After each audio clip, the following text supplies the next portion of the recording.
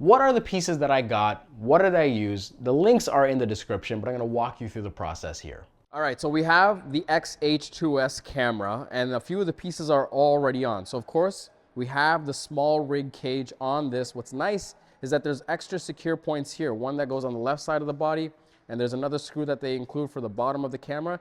And this just ensures that the cage is not gonna wobble and move and shift out of place when you have all your pieces together. So we have the small rig cage for the body itself. They do have two other versions, one that's a half cage and one that includes the grip as well. I got the one just for the body. The customizations I've made is a NATO rail to the left side, to the top, and an extra plate at the bottom here. All the links, they're gonna be down in the description below. So what we're gonna do here is add a few more things. Now, I told you before in the previous video, we don't need the cooling fan. I haven't encountered a situation where I needed the cooling fan, but because of the build and how simple it is, I'm gonna put the cooling fan in this just to give us a little bit more peace of mind. So we're gonna go ahead and screw that in first. So now we have the cooling fan out to the side. Again, you don't need this piece. This is probably the least important piece if you're asking me, but just because we have it, we're gonna include it in this build.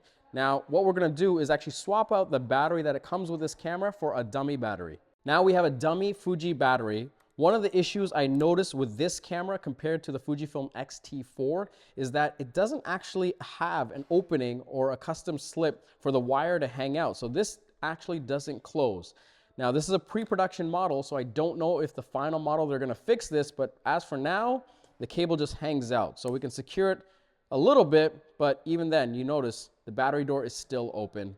So hopefully they fix that in the final shipping version. Again, we'll update this in the full review. Now, the next piece, it's actually a few pieces. So we have a quick release plate from Small Rig that actually has these slots for the 15mm rods. We also have another base plate at the bottom that has Arca Swiss. So if you're using it with a compatible tripod, you can use it with that. But more importantly, it just gives it an easy way to sit down, not wobble, and just gives you that peace of mind if you're placing the camera on a flat surface.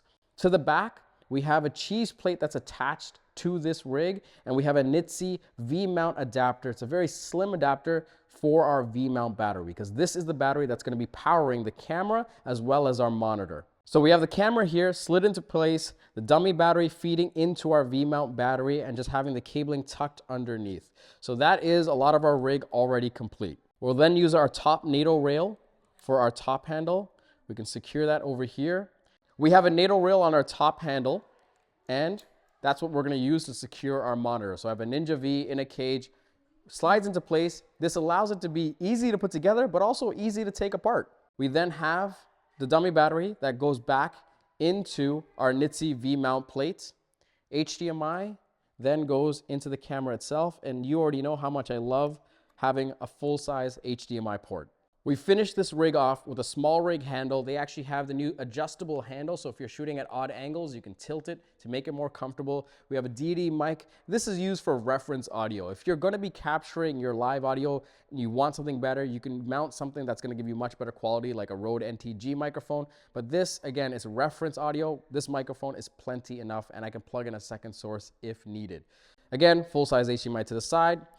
Pretty clean rig that we have here. This thing, it's beefier, it's bulkier. That brings the center of gravity down much lower, so you're gonna reduce the minimal shakes when you're capturing footage and just be able to capture with more security.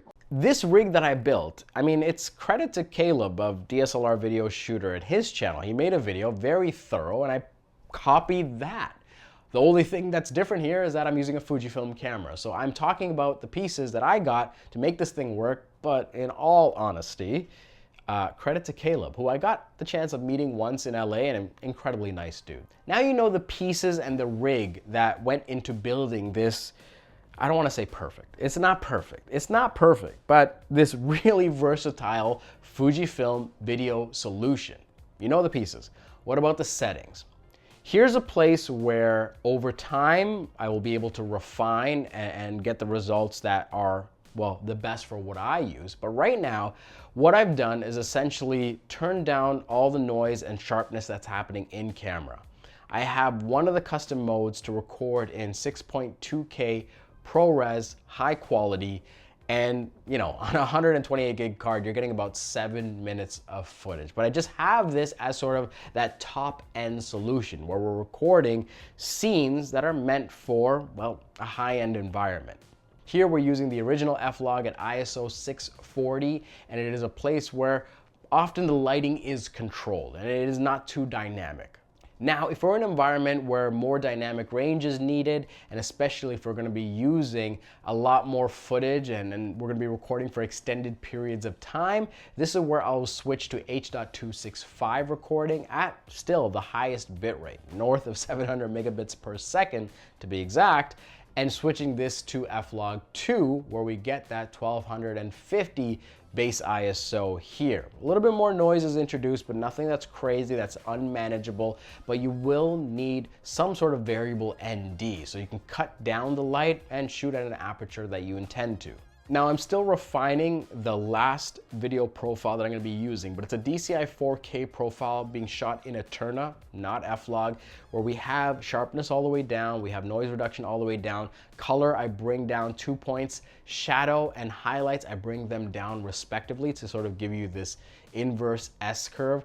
Really looking here to grab something that is not log, closely graded, starting off with that Eterna base, but still pretty flat, that when I bring it into post, I can inject more of my color and styling into this footage. Keeping that ISO, again, as low as possible here, typically 640, and shooting in this mode in often controlled environments.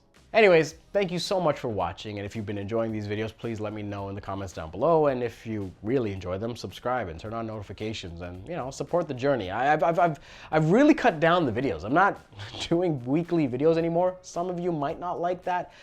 I hope that most of you, though, appreciate that I just want to focus on making great work in my personal life and then documenting that experience into more intentional videos sparingly through the year that just bring more to the table, that feel like a richer experience, and especially just have a ton of great B-roll and images and experiences that you know, just feel a little bit different than what you normally see.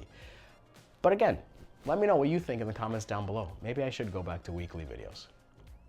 No, I can't do that. I can't do that. As always, my name's Gadgen. Thank you so much for watching, and I'll see you next time.